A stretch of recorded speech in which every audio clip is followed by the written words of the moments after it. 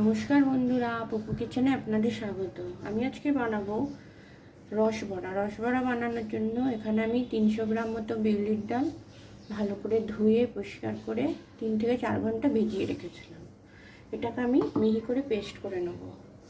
আর এখানে আমি চিনির শিরা বানাবো, তার জন্য একটা পাত্রে আমি দিচ্ছি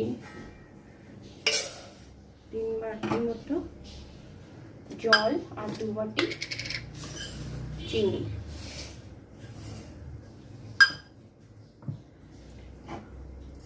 এবার আমি একটু জল দিচ্ছি, তাহলে 3 বাটি মতো জল আমি দেব। 3 বাটি মতো জল দিয়ে চিনি আর 2 বাটি চিনি দিয়ে আমি চিনির শিরাটা হতে দেবো। তার মধ্যে আমি দিয়ে দিলাম ছোটো এলাচ থেতো করে রাখা।